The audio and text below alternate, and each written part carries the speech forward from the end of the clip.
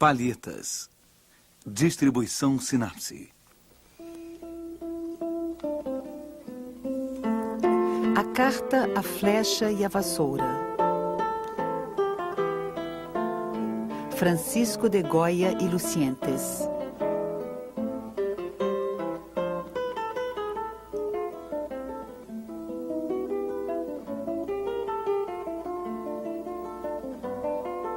As jovens.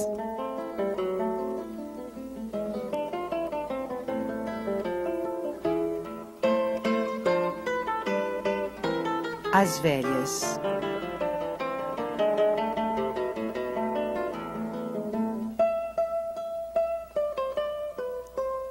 Museu de Belas Artes, Lila.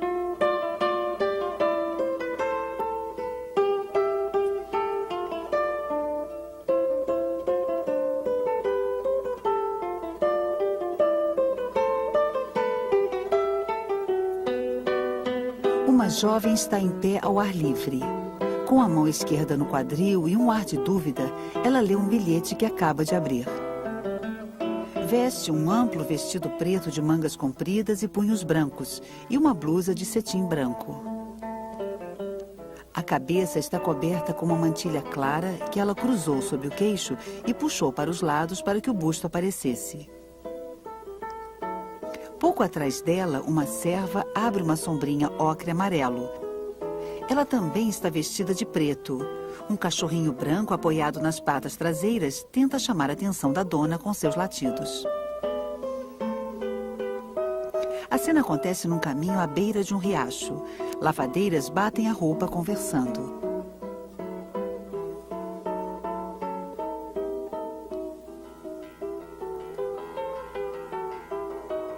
O horizonte está coberto pela roupa que seca sobre estacas, cordas ou árvores.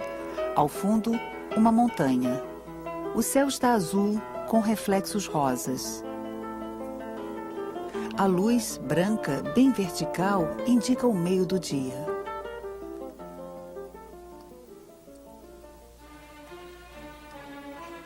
Uma velha está sentada em uma cadeira. Usa um vestido de seda clara, coberto de musselina transparente, preso sob o peito à moda do Império, e ornado de incrustações azuis nos ombros e no decote.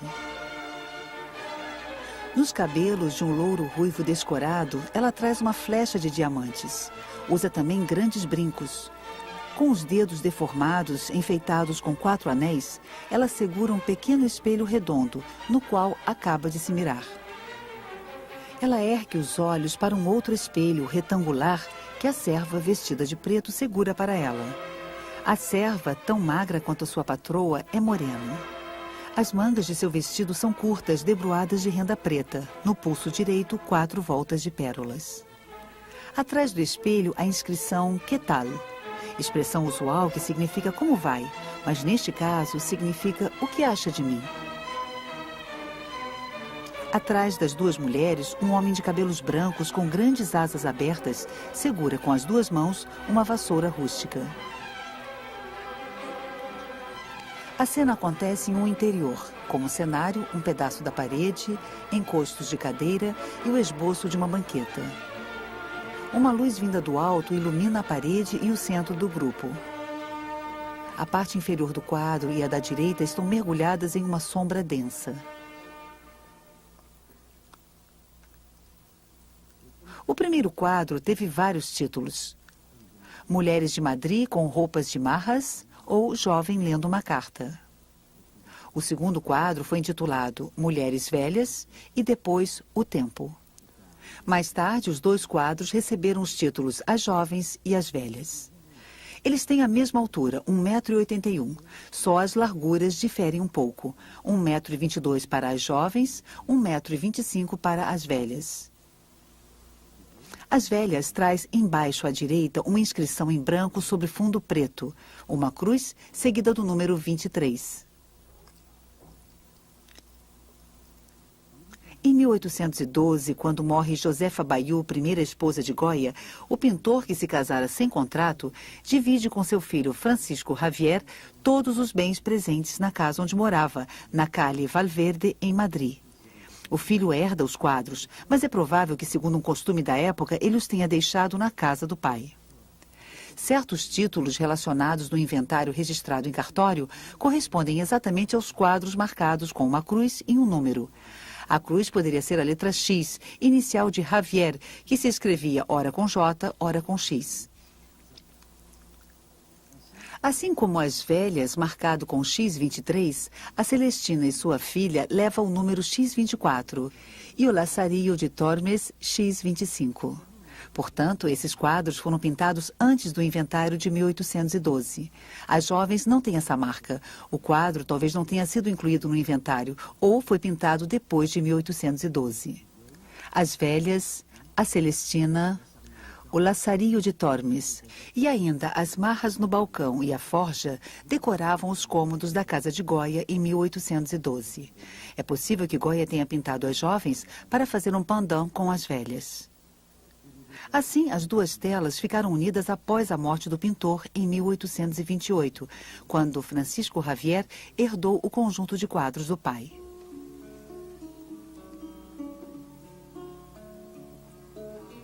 O Museu do Louvre possuía muito poucas pinturas espanholas. Assim, o rei Luís Felipe confia ao barão Taylor a missão secreta de compor um museu espanhol. Aconselhado por pintores, o barão percorre a Espanha e compra telas de El Greco, Velázquez, Zurbarán, Murillo. Também vai à casa de Javier Goya e compra diversas pinturas, entre elas as jovens e as velhas. Para a abertura da Galeria Espanhola em 1838, no Museu do Louvre, foram trazidas 450 pinturas. O quadro As Jovens é exposto. As Velhas fica na reserva. 10 anos mais tarde, após a proclamação da República, a coleção é devolvida ao rei deposto e, em 1853, é colocada à venda na Christie's de Londres. Os quadros serão dispersados pelo mundo inteiro. Em 1873, a comissão de compra do Museu de Lille aceita comprar as jovens, mas não quer adquirir as velhas. O curador do museu e 2 amigos empenham o seu próprio dinheiro para forçar o museu a comprar o segundo quadro. Ao longo de sua extensa carreira, o pintor praticou estilos e gêneros bem diferentes. Cartões para a tapeçaria real ou telas decorativas. Nelas, o jovem pintor adota uma palheta e um estilo próximos de Fragonard. Há frescos religiosos no estilo de Tiepolo. Autorretratos em diferentes idades.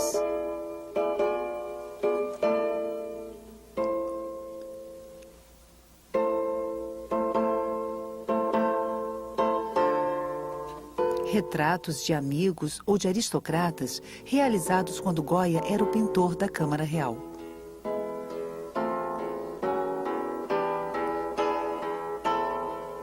Cenas de gênero de inspiração popular ou literária. Cenas históricas.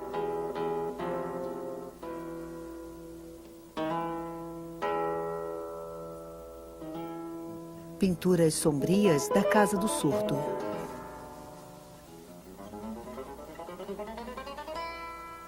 Pinturas mais suaves, realizadas quando o velho pintor exilou-se em Bordeaux e que anunciam as luzes do impressionismo.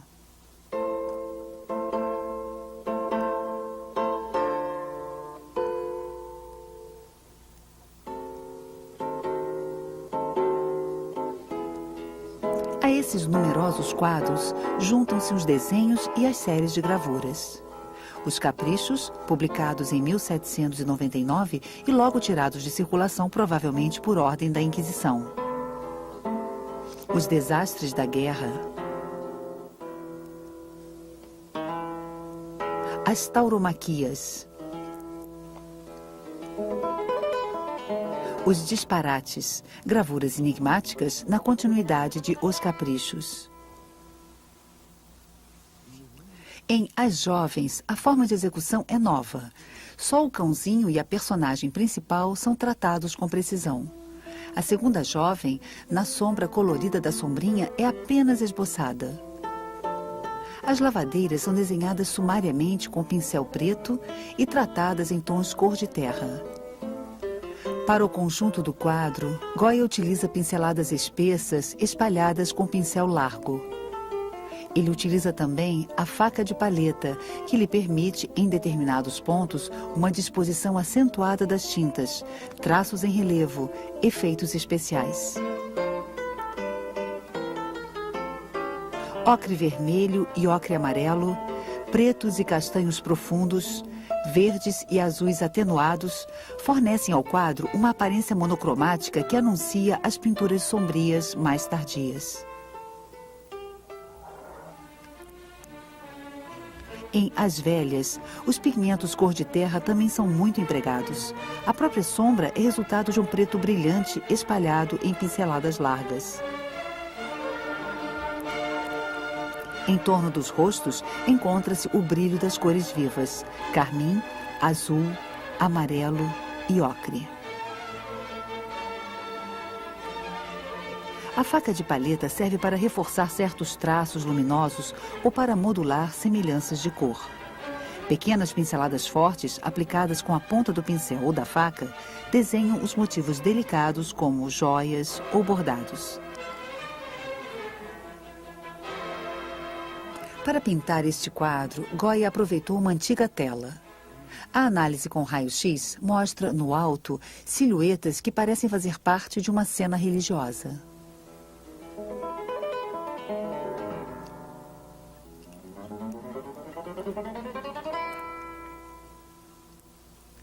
Em As Jovens, Goya figura uma marra e sua acompanhante. No fim do século XVIII, a palavra marro e seu feminino marra designam os membros do povo da cidade. Marros e marras distinguem-se pelo seu linguajar, pelas atitudes desenvoltas e às vezes provocantes.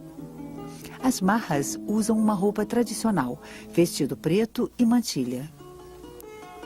Talvez um rapaz galante tenha passado furtivamente um bilhete para as mãos da bela jovem que passeia.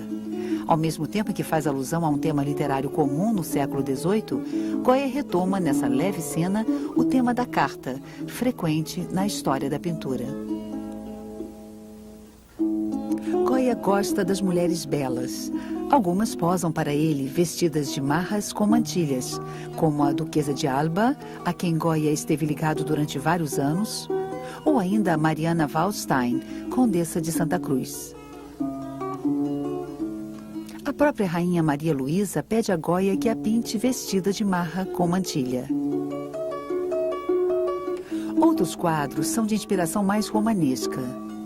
As marras no balcão, duas jovens sorridentes e com decotes, atrás das quais passam discretos conspiradores.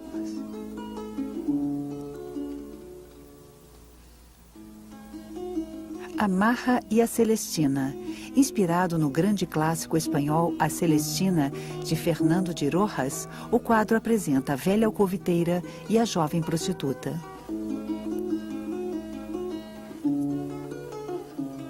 Mas As Jovens não é apenas a ilustração de uma agradável cena de rua. O quadro também passa a crítica social. As jovens passam em frente às lavadeiras.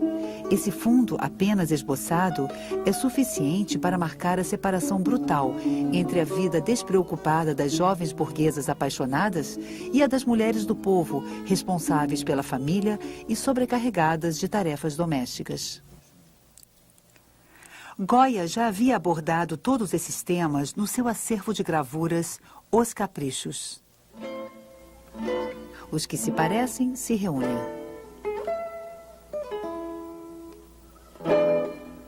Ninguém se conhece.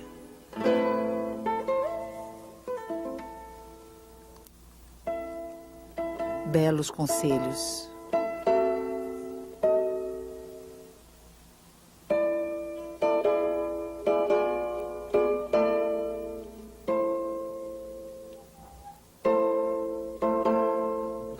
A comédia social é gritante.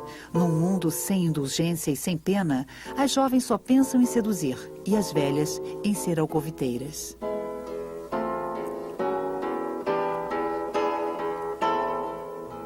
Em As Velhas, Goya põe em cena duas mulheres bem idosas, mas o tratamento pictórico é diferente. A mulher coquete, com uma flecha de diamantes evocando o amor, tem o rosto magro. As órbitas são fundas, as pálpebras em vermelho vivo. Os lábios desaparecem aspirados pelo vazio de uma boca desdentada. O rosto da serva está reduzido a uma espécie de caveira, os olhos profundamente encovados, a pele cinza. Essa forma de representação com traços exagerados associa o quadro a uma caricatura. Leonardo da Vinci deforma partes do rosto para ressaltar os aspectos grotescos. Le Bernin é um dos primeiros a rabiscar esses pequenos esboços rápidos que resumem, num traço ágil, o ridículo de um personagem. A caricatura desenvolve-se no século XVIII e se torna uma arte popular anônima, popularizada pela estampa e pela divulgação. Goya vira gravuras inglesas em Cádiz em 1792, ao passar um tempo na casa de seu amigo Sebastián Martínez. É quando Goya fica subitamente doente e só se levanta 6 meses mais tarde, aos 46 anos, completamente surdo. A partir de então, a caricatura fará parte do seu universo. E o quadro que mostra As Velhas poderá ser relacionado com várias gravuras de Os Caprichos. Elle file fin, uma variação do tema dos 3 parques. Até a morte. A gravura também mostra uma velha coquete em frente ao espelho. O quadro As Velhas retoma em parte essa gravura de cerca de 12 anos antes e um tema, o da mulher no espelho, frequente na história da pintura. Só se pode ver o verso do espelho e a inscrição "Que tal?", o que acha de mim, pode ser lida como as palavras de um espelho mágico que, como nos contos de fadas, falaria com a sua dona, mostrando-lhe uma imagem sedutora dela mesma.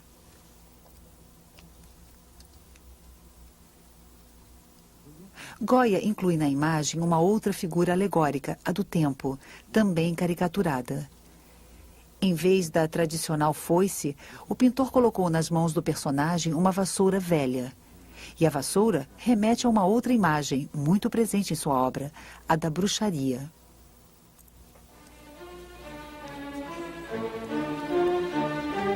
Goya havia decorado a casa de veraneio do duque e da duquesa de Osuna com vários pequenos quadros mostrando cenas de bruxaria.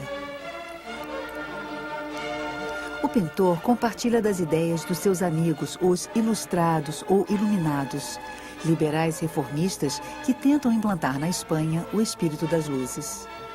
A bruxaria, muito comum em todas as províncias, é considerada por eles como uma superstição nefasta, exacerbada pela repressão brutal da Inquisição.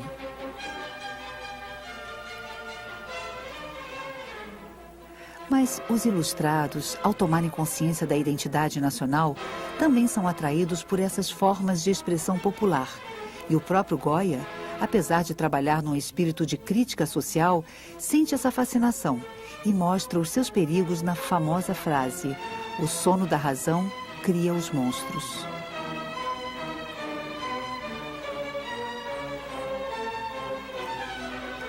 Os pesadelos de Goya ao longo de sua doença mutilante, talvez um tipo de meningite, devem tê-lo tornado ainda mais atento a essas imagens mentais que até mesmo o espírito mais sensato pode produzir subitamente, sem nunca compreender como puderam surgir.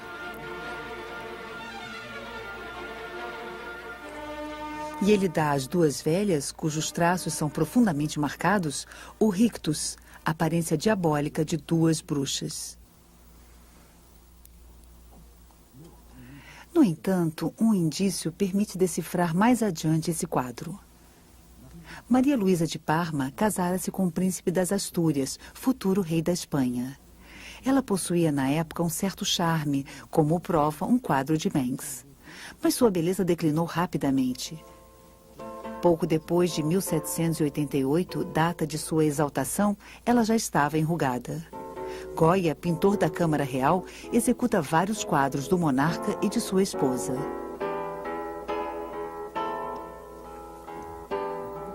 Rumores populares atribuíam o declínio da rainha à sua vida devassa. Apesar de sua feiura, ela teve muitas aventuras amorosas e um romance prolongado e tempestuoso com um soldado da Guarda Real, Manuel Godoy, a quem ela nomeou primeiro-ministro. Goya faz o retrato do ministro quando ele estava no auge da glória. Foi também para ele que Goya pintou a Marra Vestida e a Marra Desnuda. Este quadro duplo da amante de Godoy, Pepita Tudor, destinava-se a decorar o gabinete particular do ministro. Quando retrata a família de Carlos IV, Goya, que se revela pintando como Velázquez em As Meninas, registra com inegável crueldade a loucura e a mediocridade desses personagens assustados pela história, cujo reino acabará sendo breve.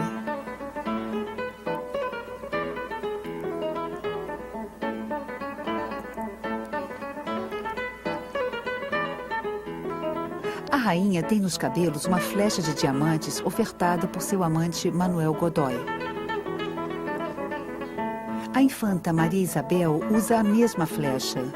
Talvez seja uma discreta alusão à sua bastardia.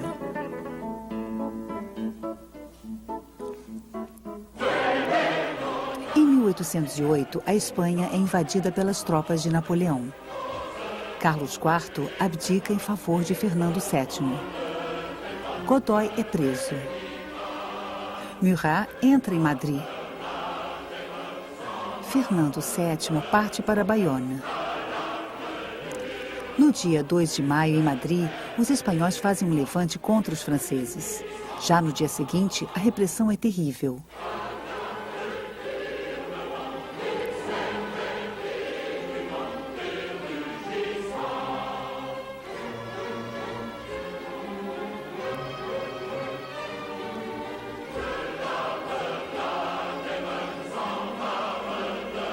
Dez anos depois, Goya resumirá esses 2 dias históricos em 2 quadros, 2 de maio e 3 de maio. Para os ilustrados amigos de Goya, o Império representa os princípios da Revolução Francesa contra as ideias ainda atrasadas dos Bourbon. E o pintor presta juramento a José Bonaparte, nomeado rei da Espanha. Mas em 1810 tem início a guerrilha. Emboscadas, tiroteios, estupros, torturas, massacres, cenas de uma selvageria incrível, muitas vezes assistidas pelo pintor, que alimentam uma nova série de gravuras, Os Desastres da Guerra. José Bonaparte foge em 1813. Fernando VII volta para a Espanha. A Constituição é abolida. A Inquisição restabelecida.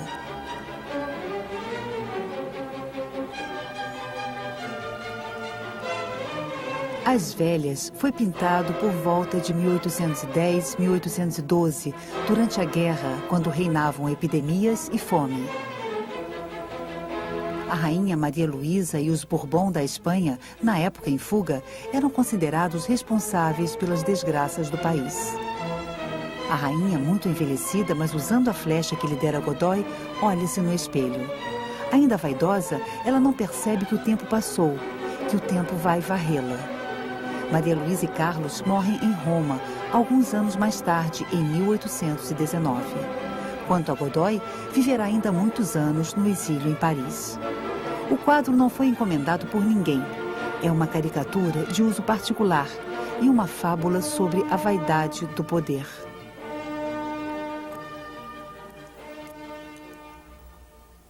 Ao mesmo tempo em que pinta retratos ou cenas de gênero para clientes ricos, Goya também pinta quadros para si mesmo e, sem se preocupar com o mercado, aborda temas que o inspiram ou que o obcecam. Sua coleção pessoal difere de sua produção para fora, tanto pelo estilo quanto pela temática. 2 quadros com as mesmas dimensões e que sempre ficaram emparelhados. Isto já é suficiente para vê-los e interpretá-los como pendants. Certo autor sugeriu que o personagem principal de As Jovens poderia ser a própria Maria Luísa. Quando bem jovem, ela já escandalizara ao passear pelas ruas de Madrid na companhia de Godoy. E foi interpelada por lavadeiras que lhe pediam menos vaidade e mais pão. As lavadeiras impertinentes foram presas e condenadas à prisão perpétua. Há outra hipótese. Vários historiadores compararam as jovens às pinturas sombrias de Goya. De fato, mais tarde, a partir de 1819, o pintor compôs para sua nova casa, chamada A Casa do Surdo, cenas de inspiração livre. Ele retoma o tema da bruxaria em telas invadidas por uma sombra densa e enegrecida, com algumas pinceladas de cores surdas, ou às vezes, o brilho sinistro do sangue.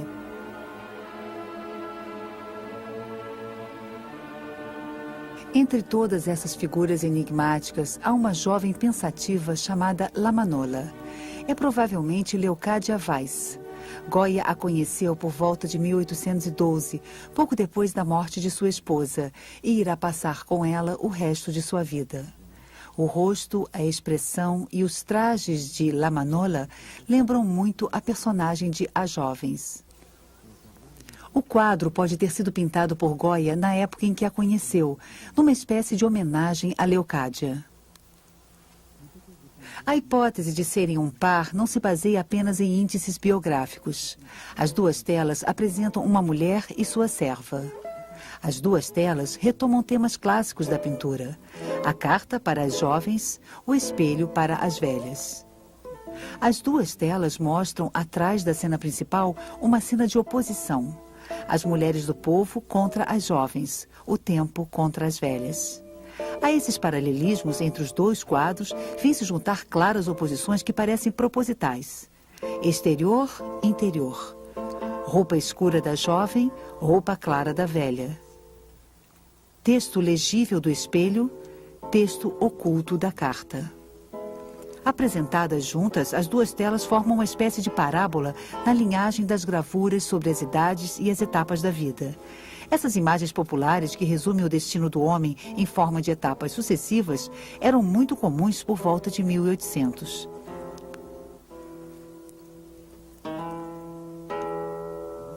O próprio Goya inspirou-se nelas.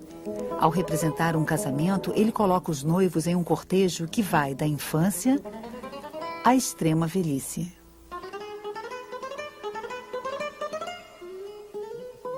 Considerando-se a anterioridade de As Velhas, pode-se imaginar que Goya inverteu a parábola para que se leiam as telas na ordem inversa. As duas velhas, fantasmagóricas, representariam o passado fúnebre, com seus desastres políticos, a guerra, as mazelas da Espanha. Em frente a elas, a jovem representaria, ao contrário, a volta da paz, o início de uma nova vida. O velho homem compreendeu que tinha o poder de vencer o tempo, que para inverter o seu curso, bastava inverter a ordem das telas. E como a escrita e a pintura haviam se tornado para o pintor surdo as únicas formas de comunicação com o mundo, por que não imaginar que o bilhete lido pela jovem, talvez Leocádia, é uma carta do próprio Goya?